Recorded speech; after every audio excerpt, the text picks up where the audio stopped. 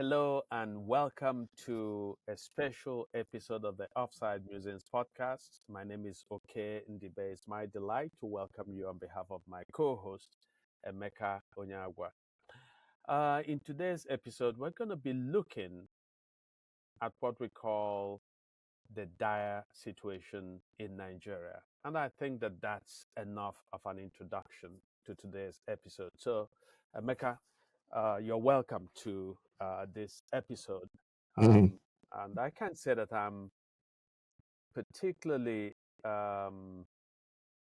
excited by this subject because this is a subject that touches me in a very personal way. And I'm sure from my conversations with you over the last few months, it's also something that touches you and indeed so many of our friends and relatives in a direct way. And I'm talking about the very, very uh, dark economic times in Nigeria.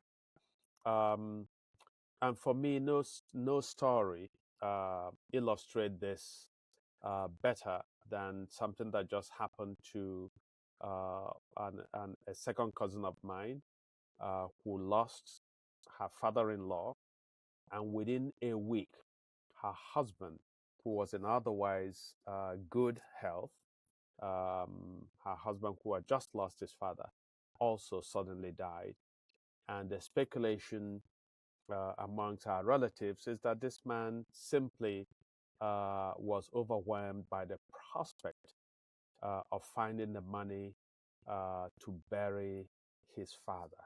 And perhaps in that kind of predicament, the financial predicament of, looking for money to do a funeral, that he just, couldn't hold it together and he also died. So now instead of one funeral, this poor second cousin of mine is going to be thinking of two funerals, that of her husband as well as the her father-in-law. So um, it's occupied my conversations with relatives back in Nigeria, and this, in a lot of ways, underscores how difficult it is for people to find a meal to eat, for people to feed their families. Another story which went viral a couple of weeks ago was of a man who killed his son, his only son, because he came home and his son had eaten the last meal which the man was looking forward to eating, and the man just killed his son, a grown child, a grown son of his. Um, I don't think that Nigerians have had it this bleak, this dire. Um, and so in today's episode, we're going to be talking about um, where are things going to go from here in terms of how people respond to this, in terms of how government responds or doesn't respond to this, perhaps in terms also of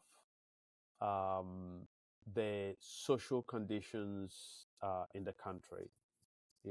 Are we going to see a continuing spike in criminality as people try to cope? So anyway, so those are my opening thoughts, and I'd like to hear your own thoughts, Emeka. Yeah. Well, I mean, these stories are, it's very interesting. I mean, it's very interesting because you start from the reality that there are global economic crisis. Yes, that's a fact. You have to put that caused by a number of factors. You can, people like to ad lib some or add to the other, but there's been a whole shift in, there's the supply crisis. Here in America, you have a lot of goods that have gone up haven't come down. So even though inflation has slowed down, you still have you're still paying. I mean, basic stuff. Basic example: you used to get eggs. You used to get low grade eggs for about $2 and some change for a pack of a dozen eggs. Low grade eggs generally, at least in most places, maybe like three something. Even the ones you used to get for two now, you're talking about 4 or 5. Eggs generally are about $10, to be honest, for a pack of 12. So imagine if you use that as your barometer. I think that's one way to that's one way that you can use to measure some of those things. What's the cost of your staples? What drives pricing? I know something people that talk about are very aware of. Listening to people like Adewumi who was the former agricultural minister under Jonathan, I believe came in a year ago that Jonathan and is now talked about the same thing, the same metrics, 5% of the costs of the rising costs, foodstuffs, basics, essentially. Listening to, I don't know what award it was yesterday, the governor of Niger State was also paying homage, I think, for what Peter Obi said while he was there as well. So people, when it's come down to the lower denominator, so that's the backstory to it. Globally, there is a financial crisis. In Nigeria, it's a lot worse. You can debate we're not financial, there are economic challenges, let's put it that way. You can debate what's created that. People talk about pandemic, supply chains, which really is a key driver in some of those things. Some people talk about people saved more during the pandemic and had disposable income. I think it contributed, but I disagree with that was the biggest driving factor. I think it did contribute. There was also the reality of some companies just decided to profit a lot more. But those are the factors in a lot more, which they have it on their earnings calls. So you go there, you listen to their earnings calls. Why charge more? Because they can. They sell it in the US Congress, all those kind of things. In Africa, it's a lot worse. And it's simplified by, in Nigeria specifically, it's a lot worse. Of course, anybody out here feels it because your expenditure has gone up. In my case, for instance, it's going up not just because the size of my household has increased, but also because everything around has increased. I can't even tell you how much, because in the span of 3 years, my household has increased in size, right? So that's on a personal level. But anybody's level, yeah, I think. So you get to Nigeria, and it's not a question of what's happening. Economic factors, the people that captured power, not voted in, didn't win an election. They went in and they did everything in their power and to get that office, and they're in there, and they don't know what to do. Both with the factors that were the prevailing winds of Nigeria ever since democracy came in, which Obasanjo and Jonathan and Yar'Adua were good at stemming the tide. And what was stemming the tide? Maintaining stability in the financial markets. They were good at it. Proffering solutions here and there, but nothing to solve the whole problem of Nigeria. You have to solve the problem of Nigeria to solve Nigeria growing economically, creating wealth. But they were able to just at least 10 things. People were, you have a house here, you can maybe sell your house, add some money, move overseas, or even overseas, those kind of things. You were able to get by. Since those guys left, you had who, Buhari did not care about these things. His major aim was to get to power and demagogue people, joining forces with the guy that captured power right now to demagogue people and jump in. And demagogue is Nigeria's favorite target, the Igbos or the Igbo lights. Even if you are Yoruba and you look Igbo, you are Igbos. Demagogue people and maintain power, and which is what they've done. So it's getting to the point that Nigeria's interest on the debts. And again, we can debate. People talk about this thing. The reality is, Nigeria has more foreign exchange coming in than its expenditure. So all you need to do is maintain that flow. And a good part of 20-30% of that foreign exchange coming in is the diaspora. That's a huge part of it. So all you have to do is maintain, which is what Obasanjo did, and this thing, they saved some of their money here and there. They left the country, with million prospects. And these guys came in and didn't do any of that. They didn't maintain the basics of the accounts. And now you have a situation where the Nigerian's entire income is not even enough to cover the interest on his debt. And you tag on the global economic crisis. So what's happening now? The Naira is a free flow. Part of their policies was to free float it, right? Part of their policies was to free float, then complete free float, which they tried before in 2004. The Naira went in a couple of months, I think 100 and something to 500 and something to a dollar. Now they jumped almost to 2,000 to a dollar, almost I think 1,100 or something. I think it's back to about 8,600. Incomes are plummeting. The middle class is disappeared. Has disappeared. Disappeared long since. So you have a situation where it sounds like a horror movie. This all leads to. It sounds like a horror movie, but you have a situation where people are begging to be able to eat once a day. I was talking to a friend, and he said a full meal in Nigeria now is something called Gary, soaking Gary. For those who don't know what Gary is, you could Google it real quick. There's something called soaking Gary where you put water inside the Gary and you put peanuts, actual peanuts inside the Gary. You make maybe a cup, think of a drinking cup, and that's what a full meal is. So if you do a quick Google, you do a good quick check, that should give you an idea if you don't know what that means. That's a full meal for a lot of people in Nigeria, for people who have dependents to feed. That's what we're feeding the kids. These are what you would call here like the middle class in America. This is what they are eating. You can use the analogy in America. Think of the lowest kind of meal that you could find. Think of the sugar meal. Think of any sugar meal. That's what people are struggling to try and eat maybe sometimes once a day. It's a full meal for a lot of people. Supplements. And other people are going through. It's crazy. Obviously, I have more stories, but I'm just giving an outlook on just a brief outlook. Okay, this is the trend. This is where it's coming. So this is where it is. You even a guy who's absolutely clueless. In addition to what do we even start with these guys? One thing to capture power with all your antecedents. Another thing that when you occupy this office, I don't even think he has captured it because you have, if you had watched yesterday the awards to having, Peter B and the guy certainly won. And there's something more like this. And you go on social media, and people are calling up Peter B to come and fix the problem. For people that were engaged in ethnic divisions to win, promoting these things, the ones going with them to say, hey. And in addition to that, there's also the suppression of the youths for so many reasons, which, would get into. But that's the outlook, man. That's, a lot of today's stories. It sounds like a horror movie.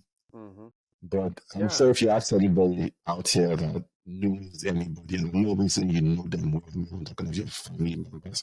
I'm talking of people who are just in contact with, maybe even distant relatives. Maybe you visited in Nigeria and you exchange phone numbers, exchange social media account handles like we do nowadays. And people are reaching out to you. People you haven't seen in 20, 30 years are reaching out to you looking for help. Absolutely. So what you said is so opposite, to call it a horror movie. And the point you just made about people coming out of your past, your dim past, So I just got contacted by somebody I had not seen in 40 years. Somebody I had not seen in 40 years. And he just reached out, and it was predictable. He needs financial help. And this is coming from so many different quarters at once, And already, for somebody like my wife and me, we're already, as it were, stretched because of their relatives.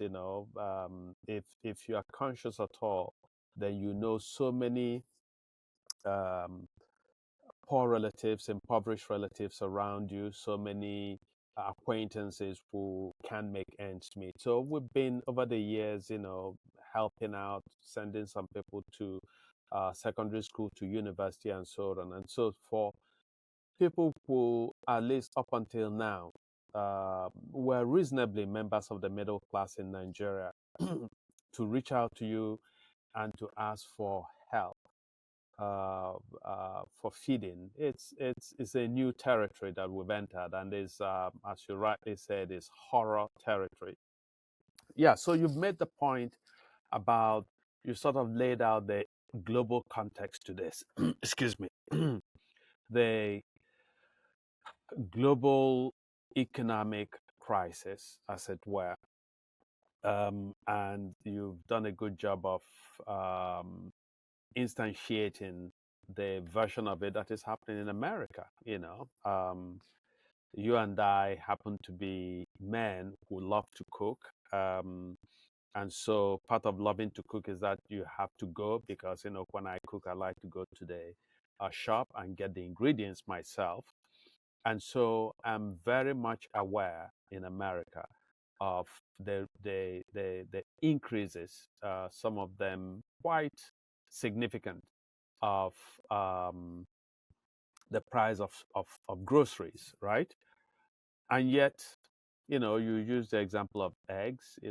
Eggs, a dozen eggs that you could have got before for $2.50, now is close to $3.99 or something, essentially $4.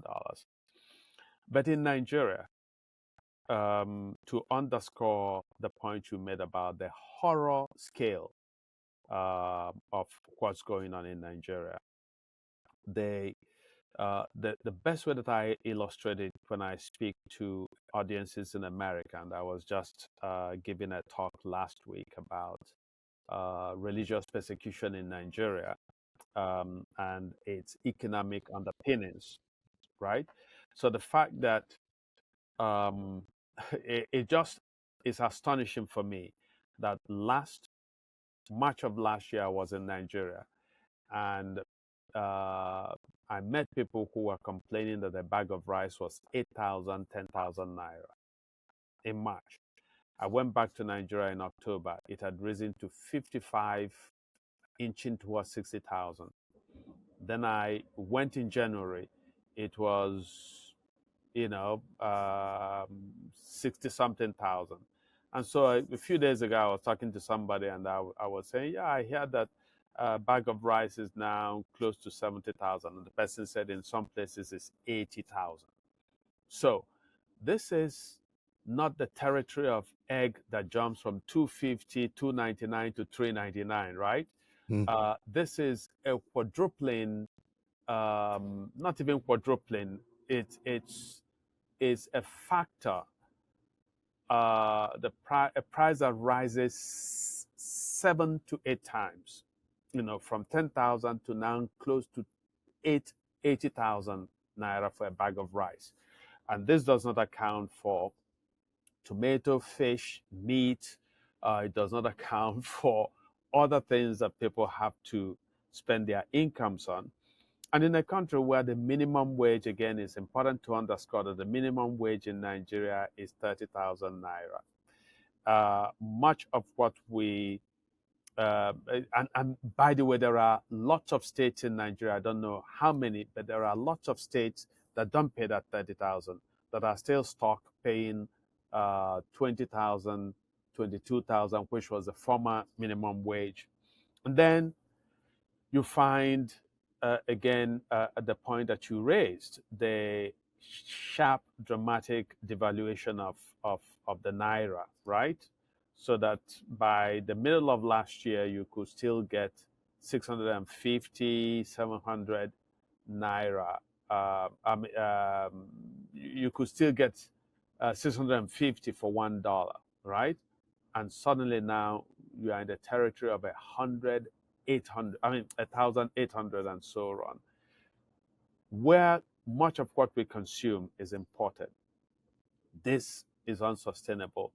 And then all the hopeful strides in the power sector.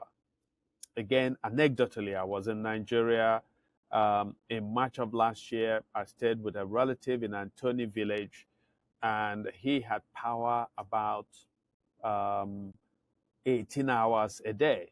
Okay. I went back in October. He had power for about 22 hours a day. So it was great stride. I went back in January, and suddenly the thing had tipped in the other direction. They were lucky if they had up to 4 hours of electricity. So you wonder how can a country's industrial capacity, even if Nigerians had everything else ready and the will to begin to do more domestic production of what is needed in the country, how can you even sustain an industrial capacity when you have such fitful and epileptic supply of power? And not, I guess, ultimately we're going to get to the point of the government's blaming of cryptocurrency um, uh, firms for the misfortunes of the naira. And I'm sure that you understand the crypto environment a lot more than I do. So I don't know if you want to jump in there. Yeah, yeah. The first thing to start with that, the first thing to emphasize, one of the main things to emphasize is that we don't create wealth. We don't create. It's a, like we always reiterate, it's a cake. Mm-hmm. It's a static cake. Mm-hmm. It's a very, very difficult to make people that haven't experienced it or that have lost contact with it to understand how it works. It really is very difficult. I found it high exposure. Sometimes, most times, not all the time, to even know if we spend time growing up in Nigeria. And I explain why. This is a zero-sum game. You really don't get it. It is. I think we were talking with Toyfala last year on the podcast, and I was talking about how they would start you when you succeed to a certain degree. They'll call family meeting and say you've used other people's opinion. Yes. You've used Yes. their luck. You've taken their Yes. fortune to Yes. succeed. Yes. So Yes. now you have to pay all of them for life. And it's very funny. It's very different, but it's very true. Yes. This is how people think, and even if they don't call family, because those of us that socially grew up in Lagos don't have that kind of. You can't call into family and say no. But that's the way they feel. Destiny. That's the way I saw my Yeah. father get treated. So I understand that when I say really get treated till tomorrow. My father is financially responsible for a large amount of his family, literally everybody. But he doesn't get any of the credit. After 20 years, almost 30 years, he passed on, doesn't get that credit. Because he doesn't, as far as they're concerned, not only doesn't he deserve it, he didn't do enough. Right. The way that they say that in America and the UK shows that he didn't do enough. That's evidence. So it sounds like it's something that people need to understand. It means a great deal in the way people think. And because that is what carries on. And you're like, you have educated, trust me, that's a whole different episode. The vampire of Nigeria, especially when they are able to consistently stay overseas and imbibe, not just say, most people just sail through the system, but imbibe real knowledge. Yes, you need those people, you need the Queen's Wallers, they are people that really hear them speak, that they imbibed knowledge. Yes, you'd find them all over, but Nigeria is not run by those kind of people. Those kind of people do not stay in Nigeria. The kind of people that stay in Nigeria and run things are people that don't create anything. And that's not the problem. That's what leads up to this thing. So let me emphasize that. Because when I talk about minimum wage, it's always hard to describe it to somebody in America. Minimum wage is not a real thing as a whole. But it's not supposed to be a real thing. So it's not even the best indicator for Nigeria. I think that's just because a minimum wage job is a starter job. It's where you start getting your feet wet for years in the workforce. Paper boy, band and grocery store. Not what a grown adult. A waiter in a Or restaurant. somebody has spent years trained should even start their salaries with. Right? So all different is so I'm just emphasizing that to show that in terms of just to show that there's a fixed cake. And with the fixed cake and with these people in power, they don't have ideas. You can try and say this or say that, or their supporters can say this. In fact, they came out the other day and after, there's no labor in Nigeria. When I say labor, there's no labor congress. There's no workers in Nigeria. It makes sense. So they came out and claimed they weren't even a protest. I was sure on TV the other day, he said he came out, and then after one day, that if I thought while they were there, they were saying, let this protest not end up in Aswak, and for those who don't know, Aswak is the seat of power, turn down the streets, White House, whichever the seat of power you want, claiming the seat of power. In the seat of those that were in the affairs. And they were like, no, it's not going to happen. And he said, well, that's what happened. So you have no people's power in Nigeria. And they don't need to, they don't care. I'm stressing all this to make you understand that the people that are there are there to take their own slice of the cake. They've been there for you, they need to tell you, social and so is your enemy, social and so is your enemy, so they can maintain power. They ain't there for you. And while they're there, they have no policies because people are cared. And people that tell you, well, Lagos, then I beg, that's a whole different, a whole episode of why Lagos is the most performing state you can find it. Maybe the most influenced. It looks shiny, but it's anything but. So we have these guys, no ideas. One day they announced maybe visa and they lifted the visa ban of Qatar. Next day, Qatar is coming up and say that never happened. Next day they'll come and claim, make another claim.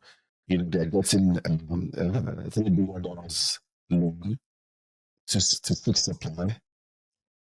They never even, I think people even seen it. So they don't have ideas.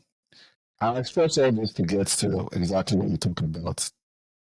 Binance, cryptocurrency, it became further. Now, those who understand the crypto world, so those who understand the story, at this point, you're probably laughing. Because you probably heard the story. And you should laugh because it's the biggest comical joke that you can find. But if you understand, you don't need to just start laughing. I mean, at this point, just take a minute to just laugh. Really. It's funny. But I believe you don't understand. In essence, cryptocurrencies are digital money. Yes. If you don't understand what digital money is, or you want to say it's magic money and digital nonsense, I understand. I empathize with you. But just only understand that a large part of money circulation is no longer physical paper. If you understand that point, a large part of money circulation is actually digital. There is a ledger as well. You can just put your ledger and create zeros. It doesn't work that way. Which, by the way, the guy in the distance said, oh, we love their print money with this. It seems to be, they printed some money, but it's not about printing money, it's not the problem. If you print money, it takes some out of circulation. So, but there is no proof that they took money into circulation or not. The central bank is even period. The central bank of Nigeria is supposed to manage the government banking. Let me give you an example of an aside of how crazy it is. They can wake up at any point in time and close down the bank and take over the bank. They don't want to do that. And they don't even use what you feel. What's my something down? They don't even want to write that thing down. So it's the same thing with the NNPC in Nigeria, which is the major of foreign exchange into Nigeria. New audits, it's like the CIA. It's like the Defense Department in America. The Defense Department in America does not generate wealth. It generates problems for everybody. It does not generate wealth. Guys are the ones that put in the money. And there's no audit whatsoever. What they're doing, they know how they're doing it. So they try to do their own digital currency, right? So digital currency is essentially just pure this thing that can move. The key essence of a digital currency that people need to understand is that it's something that is not supposed to be controlled by the government. Even when the government does have their stable coins that are either pegged to the government, there's digital dollar, they tried, it didn't work. Nigeria tried his own digital currency. I mean, I think this whole thing to me, that's like three part of it, explode at it, without sharing feelings. But cut to the chase, right? That was it. I feel like I think it makes me laugh. Cut to the chase. They have no ideas, and they see the young ones in Nigeria. It's like how this neighbor could they chop. He thinking like, what that means. The older, like a lot of families, right? If you in Nigeria, a lot of families, if you are the younger one and you get better income, you are expected to settle your older ones first. Before you can enjoy the dividends from your so this is where these guys are still difficult. How people will be like, oh, I'm like, this is a real thing.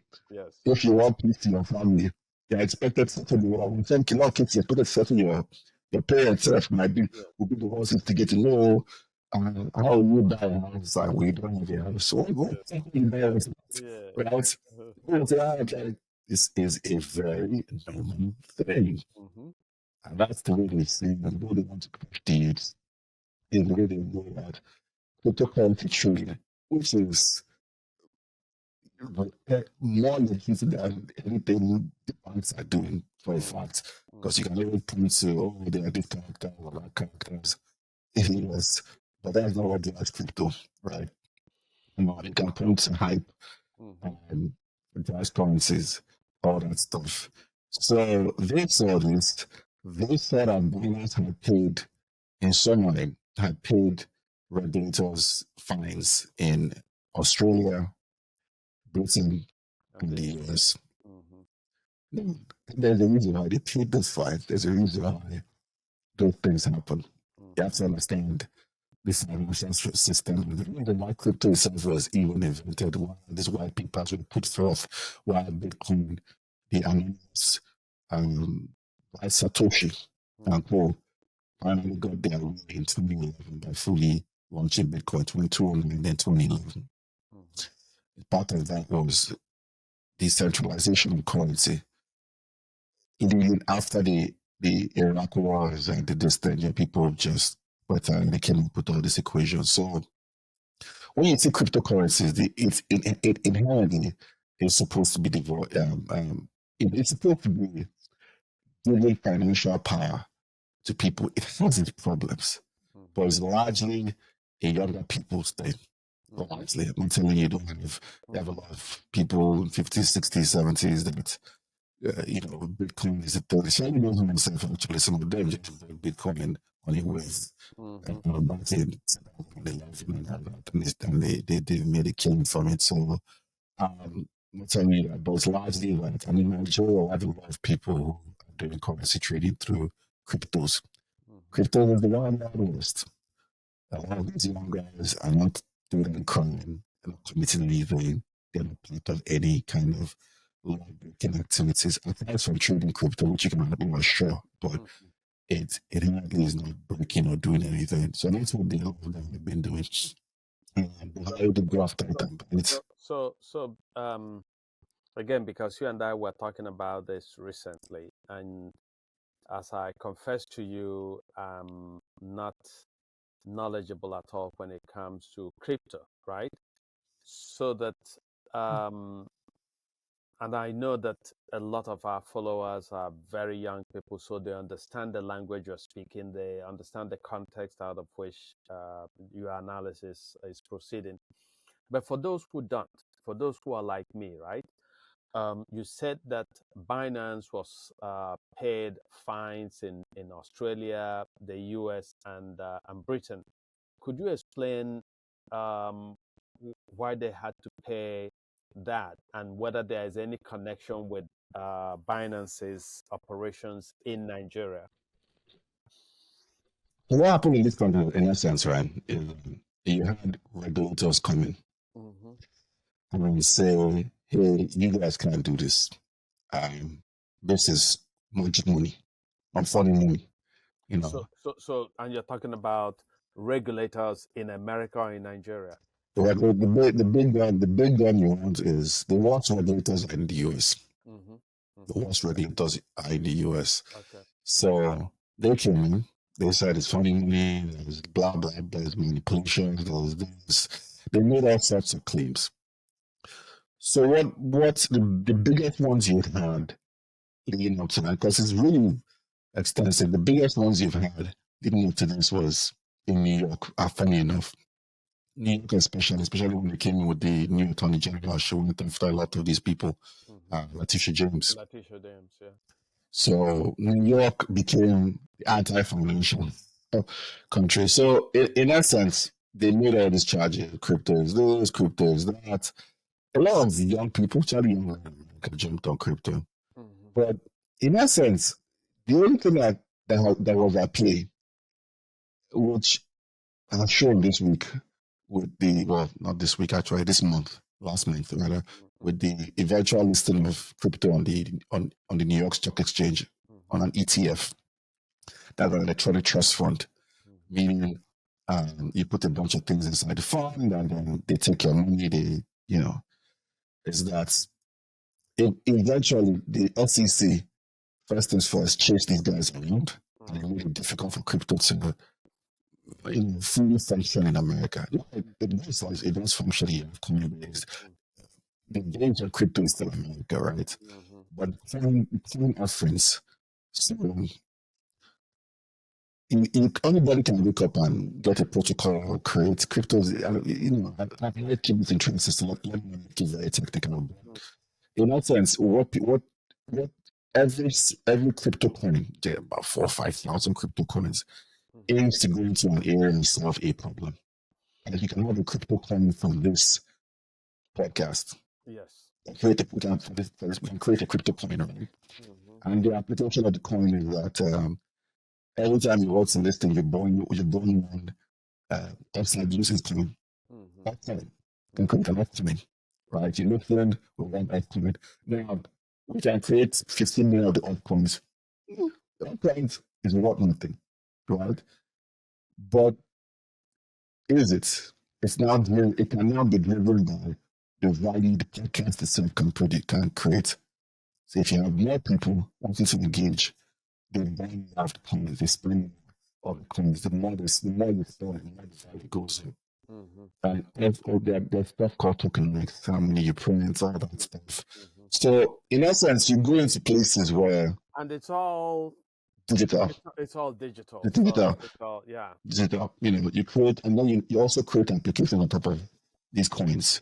And a lot of times your coins are created on top of other applications, maybe Bitcoin or Ethereum or something. So in essence, it's it really to a large degree is also creating things that traditional banking can't even serve. And the governments know it because you have traditional banking families and all these things that they like that power. But people are able to just Is that why governments feel on the whole threatened, and why governments increasingly in the US, in Europe, are talking about getting into the crypto domain, because governments want control.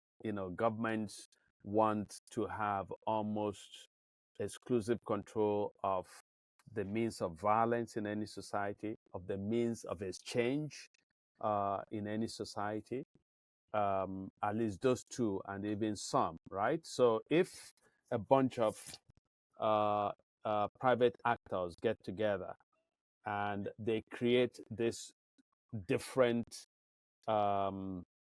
way of doing transactions, that ignores government and its regulations and regulators and so on, the government freaks out, right? And wants to bring these people back, or wants to basically take this new domain and bring it within its regulatory province again. So it looks like that's why. Are you saying that that's why the government perhaps went after Binance and said, "Hey, you're creating this mythical, magical money, and so you're going to have to pay In a fact, fine." Yes, but yeah. but they were not proscribed. Yeah, They were not stopped from operating, right? definitely. So were they spared that particular penalty? Were they uh, because crypto people had some kind of legal authority to continue to do business, or why didn't the government shut them down, for example, They altogether? put the government very well. They can find you for breaking their laws, right? Which they Okay. did. Mm-hmm. Most of those things help depress the price of crypto, amongst other things as well. Mm-hmm. And so another thing people have to understand with cryptos, because of the crypto should be is the communities. So the way it's structured and the way it's designed and the way the programs are always written, or typically, even though most of them are supposed to be quote unquote decentralized, Mm-hmm. but the way they are written is that you can trace the movement of any. Can open new studies like that with Bitcoin, agreeing that these Bitcoin, Ethereum, some of the bigger small coins that are doing that things, Matic, ADA, VR, a lot of them that are growing their own ecosystems. But you can open their ledgers, and a lot of them have their browsers and everything. You can trace the entire history. Already all the claims is the entire history. If you want to read that, you could trace it. In fact, a lot of that things like already have that mechanism that if you call the history on the dark web. So for those that don't know, there's something called the dark web. To give it, the dark web is where you have all the shady stuff. If you need a different browser to get in there, it works by torrents, meaning that you can't really track anything. Mm-hmm. It's a lot more complex to run. A lot of websites typically don't even like to work. Don't work on the dark web. So it's a very different ecosystem for different things. I mean, if you want to do anything like killing somebody or whatever, that's where you go. But if your coin has been used to pay on the large exchange, won't even take it. You like their reputation and all that. And there were bad exchanges like Freed and Program collapsed and all that. But in that sense, the government did find them, also broke SEC regulations. They tied them in court for years. They tied the Bitcoin ETF in court for years. And then finally, is it like, when was it? October or November? October, I think. They started fighting the case. By that time, it showed that a lot of people had bought a lot of the big another thing you have to understand with most cryptos are deflationary. Real cryptos by design are deflationary. What does that mean?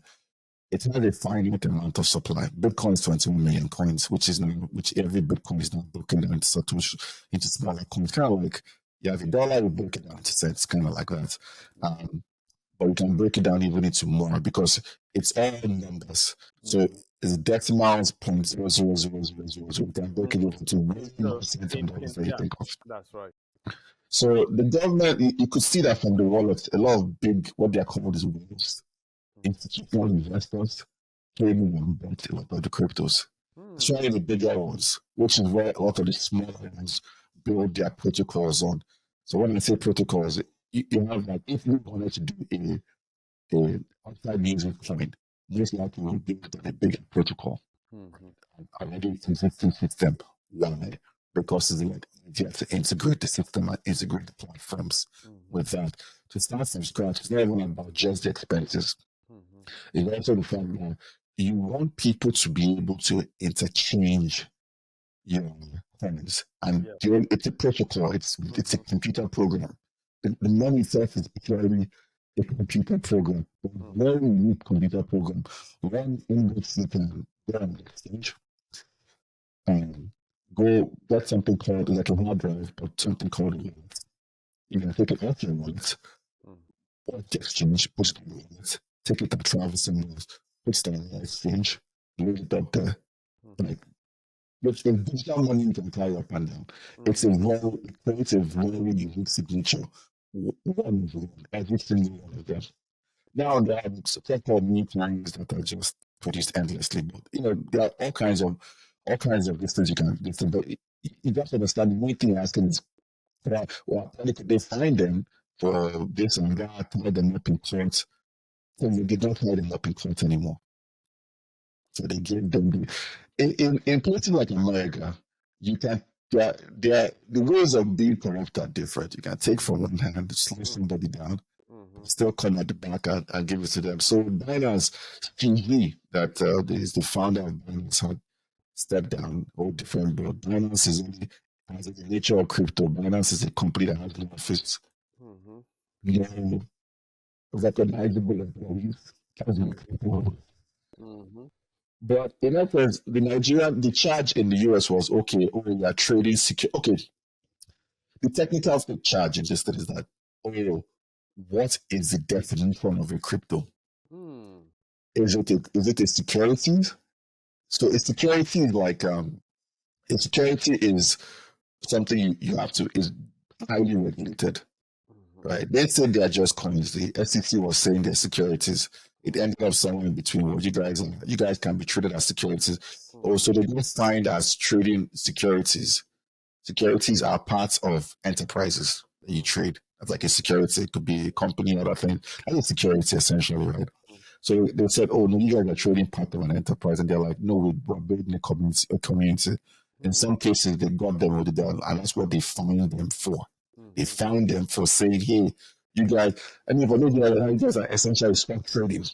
That a crypto is a stock. It's not a fund. That's what they do. That's what they heard before.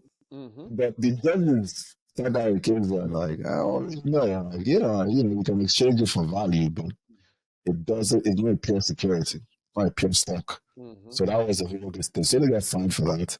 The fine was more the novelty on how crypto should be defined. How it's, and I think what you're talking about, how they can control, or when you ask rather, how they can control crypto. The Nigerian case is different. Yes. So they are looking up to say, hey, I have to go through all the apologies, right? The Nigerian case is looking up to say, well, crypto is the cause of the deflation of the Naira. Yes. The reason our Naira is going down is because all these little kids. Yes. The funny thing is, how so? Yes, you have the Naira listed. They never produce any evidence, by the way. So yeah. So can you explain to our listeners the allegations that the government have made against Binance and crypto, broadly speaking, and then why, as you said, those who understand the crypto environment find it to be the most comical joke ever? Yeah, because the difference you're saying, Binance, which by the way in Nigeria and for the most part is really a peer-to-peer platform. What that means is, hey, I live in the US. I have dollars, right? You live in okay, let's put it like this. I live in the US. I have New York dollars. You live in Connecticut. You have Connecticut dollars, right? Somebody lives in London. They have London pounds, and I want to exchange my money on the platform. I don't like Western Union, but because I have to use Western Union because these currencies are issued in the case of the dollar with the good faith of the people of the United States, right? That's what's there, right? The United States government, that's what's there, right? So you have to do as they say. They will not let you wake up and say, hey, I want to exchange the value of a dollar in New York is different from the value of a dollar in Italy, even within America. So, but that's not they don't let you say, hey, I want to exchange my £100. Who wants $100? Or who wants £100? Like you can have people, like good example, practical world example. people pay school fees in different places. You could be in America, your kid is going to school in London, right? You could be in Nigeria, which is more likely the case. Your kid is going to school in London, going to school in America, and you want to pay school fees, and you're like, I have 5 million naira. I need to pay. I'm looking to buy £5,000. Who wants 5 million? Who wants 5 million naira in Nigeria? But instead, everything is done through an exchange, not Western Union, not service on the road, nothing. In this case, is cryptocurrency. It has nothing to do with the government. It's decentralized. You are your own bank. Your wallet is your bank. So you don't have any government to go to. You use your wallet. That's all. There's no 800 number to call.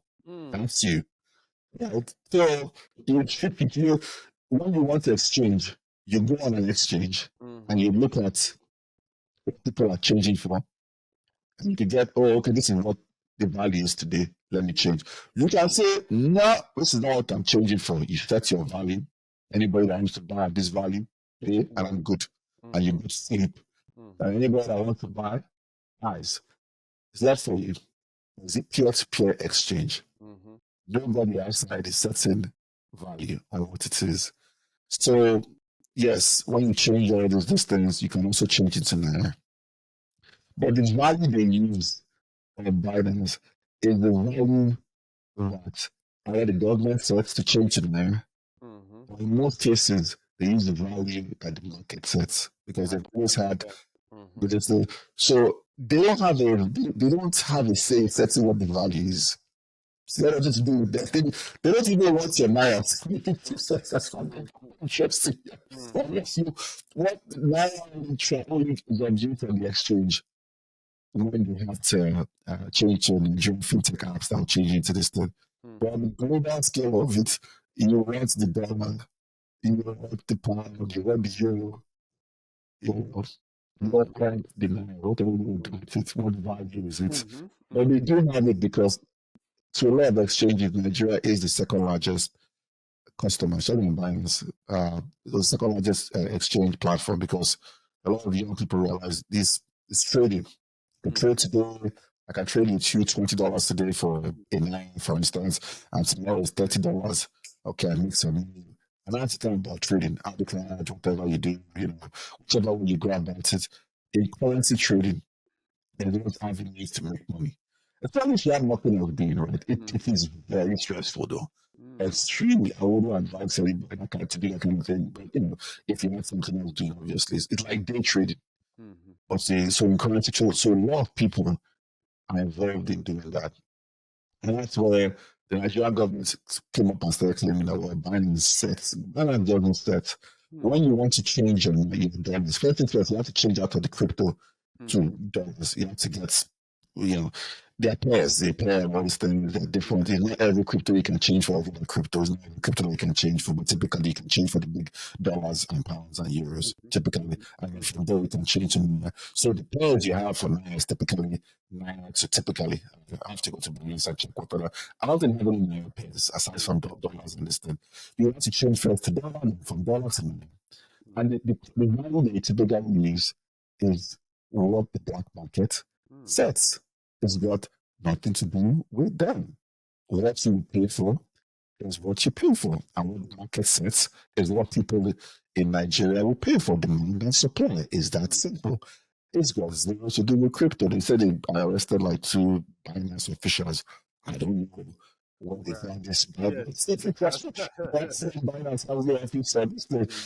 It's I know it's a little bit very complex, but it's very laughable because if you've been able to grasp a large part of this, then either I did a good job or I did. But it's easy to catch somebody like this and blame them because your lead to Nigeria, the average Nigerian, most people don't understand how this works. They just don't. They don't care. It's fun money. So I guess that in the end, if Binance was responsible for this wild slide in the value of the Naira, right? Then by emasculating Binance, then the Naira should bounce back. right? So that's how we're going to test to see if this alleged culprit is actually behind all the misfortune dogging the Naira in the last, since Tinubu seized Aso Rock, Yep. right? Yep. So They came out on the media, said this, said that. Then they had some of those yeah, yeah, their favorite slander hmm, machine yes, came out. I don't even call it the guy's name, but hmm, it came out slandered. But yeah, right. I mean, that's just the basics. If you've delisted the money from the exchange, so if I smart way of getting your things done, they've got no interest. They've got no interest in. They love their Nigerian customers, obviously, but and they know the Nigerian customers be fine. yeah, it seems to me, because even Governor Baseki, right, 2 years ago, came out and flat out said that the central bank was printing money, that the central bank was um, lending the Buhari administration every month money that was printed out of thin air, and that the monies that were being distributed amongst Nigeria's 36 states and to the federal government was essentially magical money, money that had no backing, that had no productive capacity behind it, just money that is printed. And it seems to me that if that had happened over time, much as one isn't an economist, when you have too much of something, that thing loses value, right? So that when the government keeps just printing naira and, you know, uh, just basically throwing it into the system, then you have too many people with this worthless naira.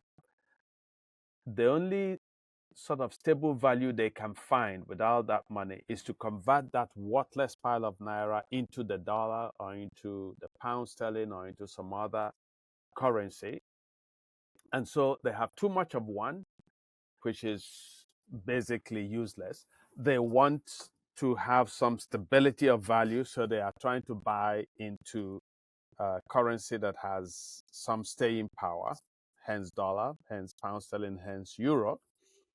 And so all these politicians, all this their contractor friends have this slush bags of money, and there isn't enough dollar, there isn't enough euro, pound sterling, and so this, in a sense, in a sort of commonsensically, is what is happening.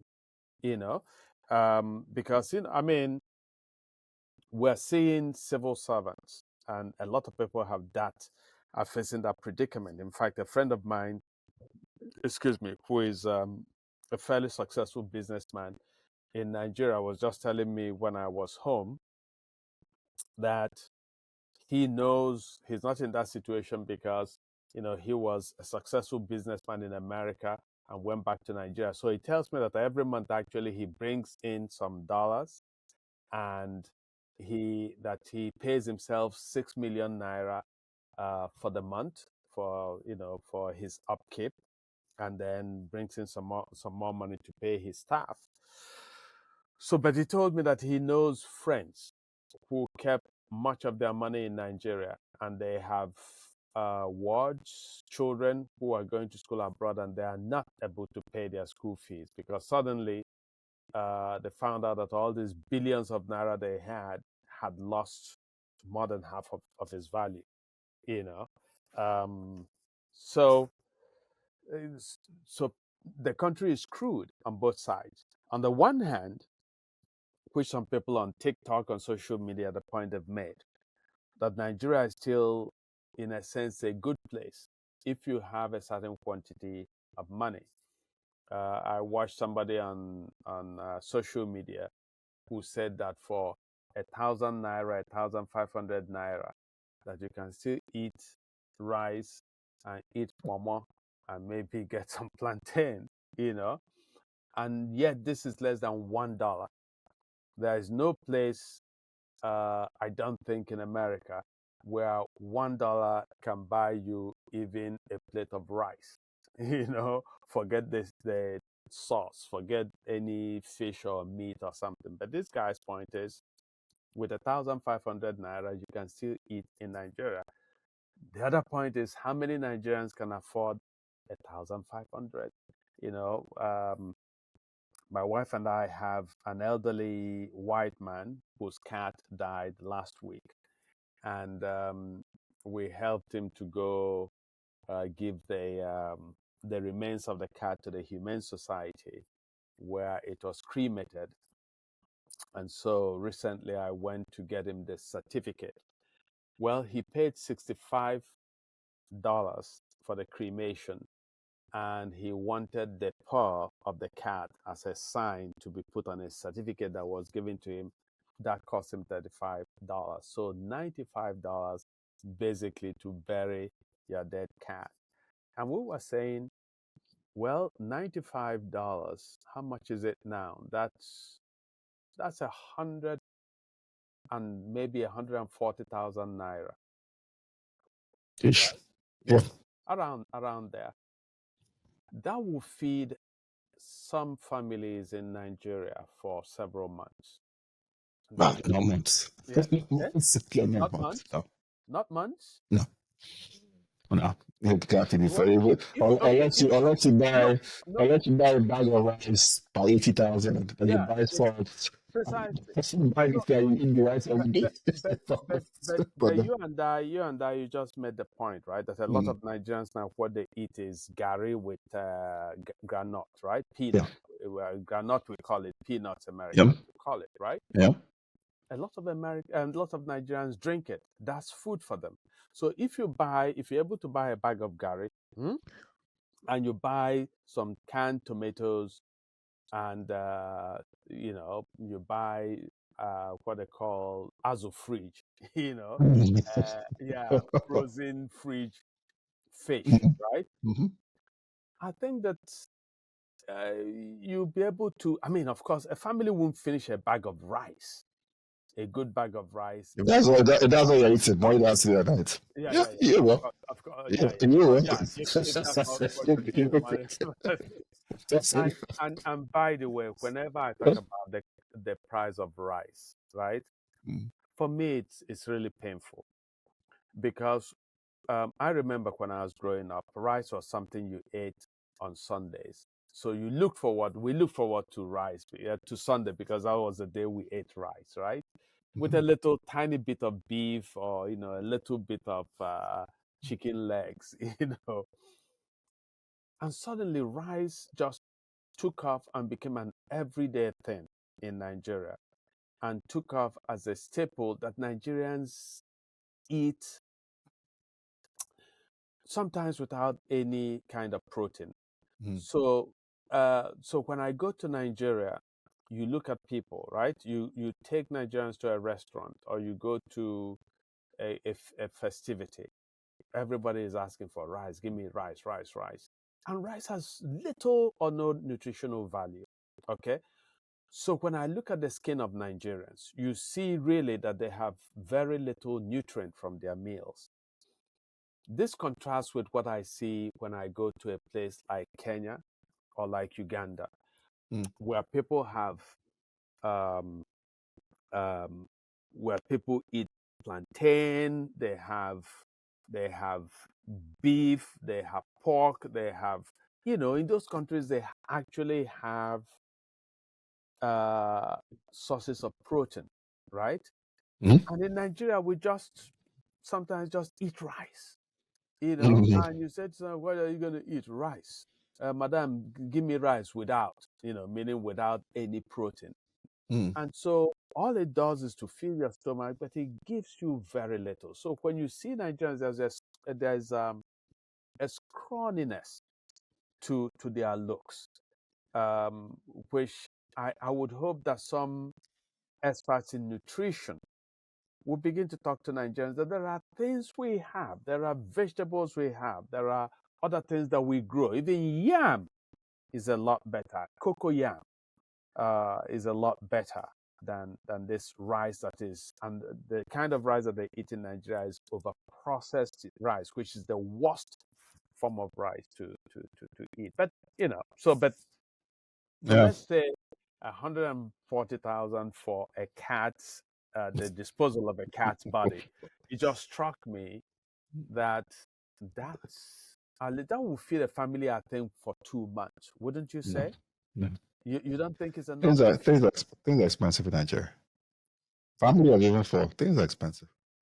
I mean, Yeah. yeah, I've watched videos. So what ends up happening, like in America, like in the pandemic, you saw, if you went on YouTube, you'd see a bunch of videos on how to survive on $20, how to make dinner on $15. You watch videos. I watch videos. Cooking soup with 5,000 naira, cooking soup with 10,000 naira. I've watched a lot of these videos, and you see the quality of the soups and how long they could last. Now you're looking at possibly rating around 60, 70, maybe 200. You're looking at, if it will last you 2 months, then you're eating once a day for sure. And let's just make sure if you're nutritious. I mean, you know what kwashiorkor is, man. If your nutrition is as we As the fridge.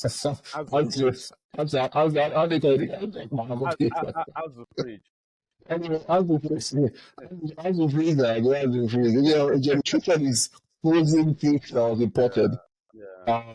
With rice and tomatoes, it won't even that is terrible, but I'm even last year, but the family will even food. So it means this time, we're not talking about, I think the economic services. So we're talking the right you said.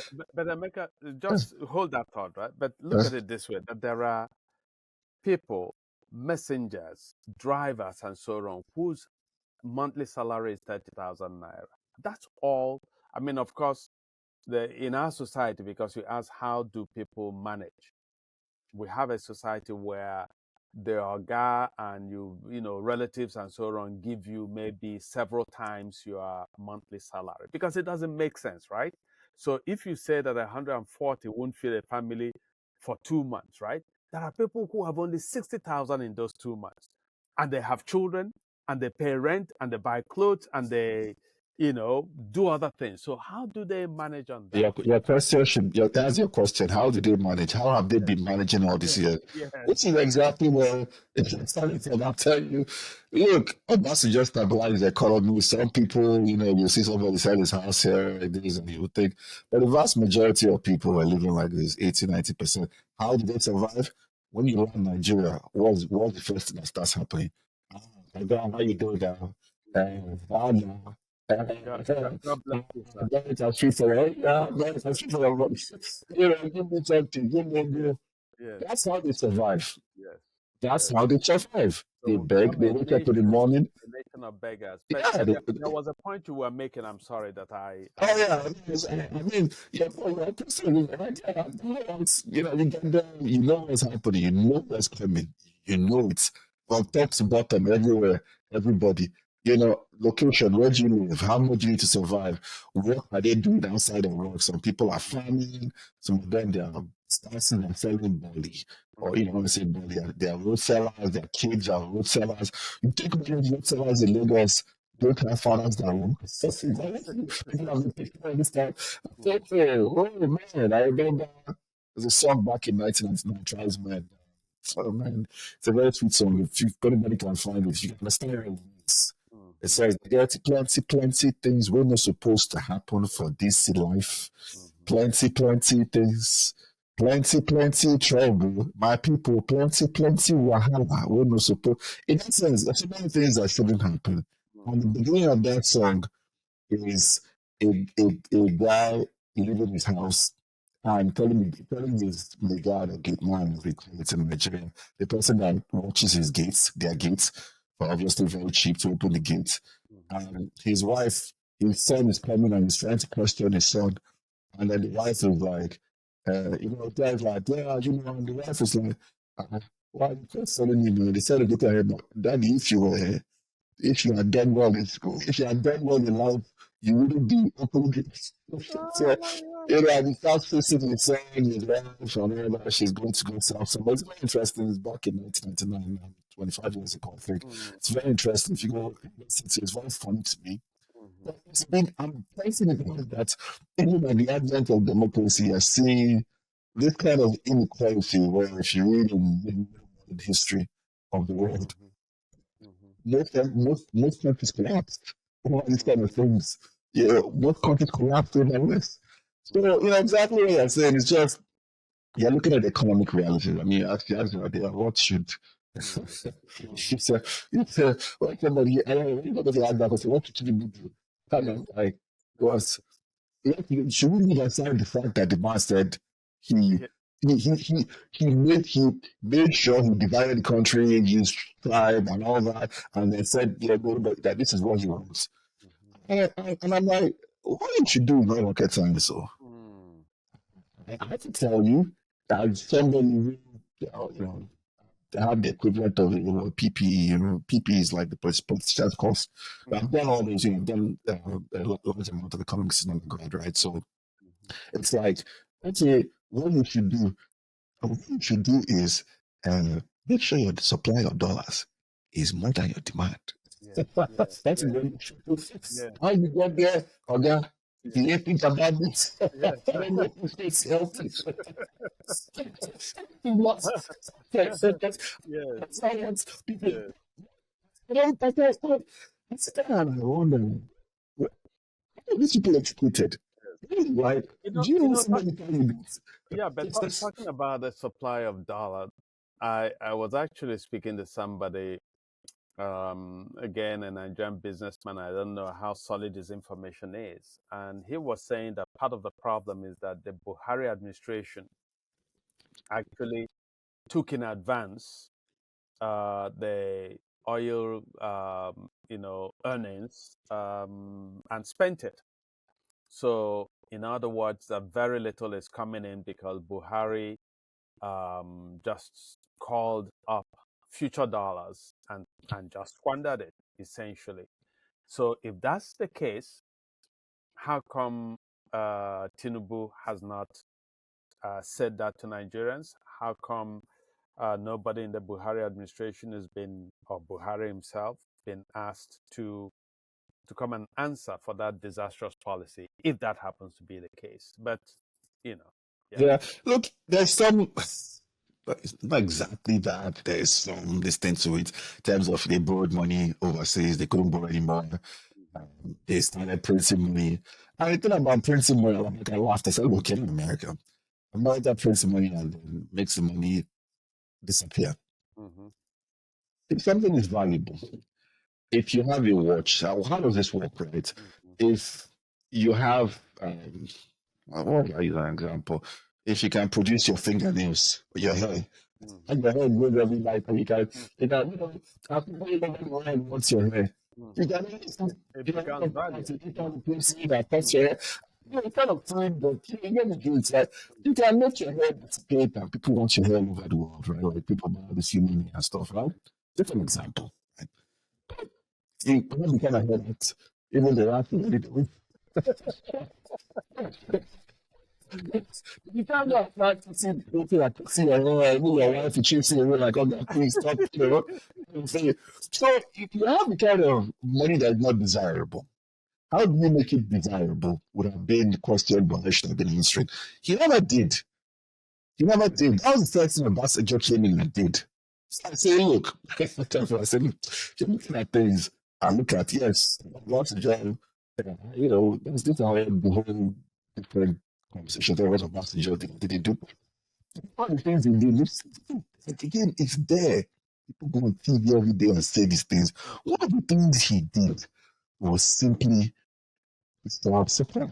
And what did he show up supply? Chase all the people that were doing exactly what Governor Basically was in finance. What he was saying is actually accurate.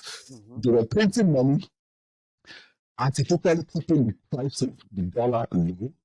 And then once they got their allocation, they all changed the dollars and took it out of the country. What did Obasanjo do? He chased Abacha and everybody, Paul Nguma, all these people, and brought money for them in the bank. And Obasanjo can never do that. And this seems to me Yeah, that seems You know, yeah. where are you going to get it from? Mm-hmm, Where marketing from where? mm, What kind of company that are bailing out? Okay, yes, the German chancellor jumped into Nigeria. Oh, I want to get away from Russian gas. What it can, but that's a very different conversation too, right? mm-hmm, mm-hmm. You're going to build a pipeline. The only chance of you building a pipeline, the Yeah, first thing you want to do is to go and fight Nigeria. So yeah. now flights going to Nigeria come out. So for those who don't know how Nigerian airspace is, Nigeria sits starting at the end of the Sahel Mm-hmm, into the Atlantic Ocean, right? If you go into Africa, go look at West Africa, go kind of look at the map, please. And right on top of Nigeria, touching the whole of northern Nigeria, mm-hmm. out of one of many things is the reality that Nigeria covers it. Yes. So when you fly to Nigeria, among other things, when you fly from Europe, you're flying through there. Like you're flying to Nigeria, you have to fly through like Senegal, and Mm-hmm, like this. And that's one of the many. mm-hmm, People in northern Nigeria have a cultural affinity with mm-hmm. those from Wait. Nigeria. Yeah. You don't even know this. In fact, Buhari would prepare to be from Nigeria. Mm-hmm. My man, you can't fight these guys. You know what? Who is this? There's a few Well, one. I think actually that was Tinubu in his early days seeking legitimacy with the West because he knew that the way that he got to power in Nigeria had profound question marks. So he liberalized the economy to the applause of the West. They say, oh, yeah, this guy is doing well. He's removed oil subsidies. They clap for him. He set the value of the naira to the dictates of the market. They clap for him. And so he said, "Hey, we're going to go and stop coup d'état in neighboring countries." When in the eyes of the world, in the eyes of Nigerians, your victory is a moral coup d'état, the moral equivalent of a coup d'état. So that was, as an American friend of mine would say, a laugh a minute, you know. I But don't even think it's a moral. I think it's a coup d'etat. But anyway, yeah, because yeah, anyway, you know, yeah. Not yeah, violence. It's yeah, yeah. what's a coup d'etat? I A coup mean, d'etat is somebody that takes part. yeah, we associate coup d'etat though with It's a somebody carrying a gun and so on. And this is in a lot 2024. of ways, yeah, in a lot of ways that the last election was a disaster in that sense because it was every aspect of it fell short of a democratic process, every aspect of it, and so yeah, I'm sure Yes. that it's getting to time when you said you must run. Yeah. I got it. But it is very interesting with this. But anyway, it's just when people are like, look, man, what they are doing, I have to run. But yeah, what they are doing, what they are, um, like I said, the lowest hanging fruit is what they are looking for. Igbos, they chase the CBN governor, they buffalo. Yes. I remember last one day somebody, I had a friend of mine, would call his name, part of their government called me. I'm going to go with them. Yes. I said, okay, now keep going. Yeah, let's see. Let's see what you can do. Yeah, yeah. You're chasing, all of us who left the country and went to school, and like, and again, going to school abroad is just what it is. You climb a plane and went somewhere. Doesn't mean you learned anything, really. Doesn't matter. You left at 19, you went to the UK, went to America. Doesn't mean you learned anything. You know that you came out with at least a certificate. But Mm, that doesn't really mean you learned anything. It's like, what if you need people to, where's it taking you to? So you have this situation where about to do this. I said, I told you about the biggest problem was that making people believe that the system could work, just trimming around the edges. But mhm, the reality is you didn't change those things, mhm, make your Naira more valuable within the country, mhm, make strengthen some things in the country. Here and there, people started building private universities. There were less people sending people overseas. There was less people. Properties in Nigeria appreciated. More people were keeping their properties. More people were buying. You are making trying to build some industrial capacity. You brought in really, that's why some Yoruba they like all of it. This is some of them I don't like him, but he brought in the competent people. Within that framework, they knew what they were doing, and they worked very well. Mm-hmm. They worked very well, trying to increase value, trying to make it more valuable. It was brutal in some cases, but I don't even tell somebody was brutal. I don't even like, bro, which leader is not brutal? Show me which leader. The only leader that is not brutal is one they're going to kill. No, no, to kill you. If you are brutal and you are living, I mean, everybody goes to Dubai. That's like a theocratic conversation. That's So, right. questions That's that's a text. They give you what you want. They give you a reasonable freedom. Don't pass certain boundaries. Do what you want. Wear your bikinis here and there. Some places, Singapore, yeah. Singapore, wear your bikini, drink your beer, but behave yourself. Don't forget. Don't forget. Well, it's right. Don't. Everybody wants to live. Europeans can't live in their cities. If you have people that have, you go on YouTube, Google. I ran away from Sweden. I can't wear my $2 million watch in Sweden. I can't wear it in London. It's true, but you can wear it in Dubai. So you create this environment, and that's what people want. Most people are not interested in fighting for government with you. I'm going there, create wealth, do your thing, property prices, stability, I know what's happening. I can send my kids to good schools, educate them. But yeah, King grew, his wife divorced him and collected $2 billion in divorce settlement from you. I don't think anybody cares, man, which is what happened in Dubai, right? So, but a lot of these guys, they fought for these things and just the basic things. So I said, look, watch Nigerian TV, they have all these guys, they come on the rise channels, everybody, and I tell you, it's the same thing. It's the same thing. It's very funny that people sit down and people. I tell people, I was like, God, you have more money, you have more purchasing power. I say, first things first, I live in America. My problem is here, right? But if that's what your problem is, if what you are thinking is that, hey, America, I thought about my house going to Nigeria has more than 10 people. Everybody is now calling you for need. Everybody. So it's not for me. Same here. I don't. In the Nigerian psyche, you want to be the only one that close. That's not what. Look, man, I want to land at the airport and people are sending 3 limousines pick me up. And the marshals and the helicopters. I land at the airport and I have to take so many things. Did you just come from America now? What's me tired, man?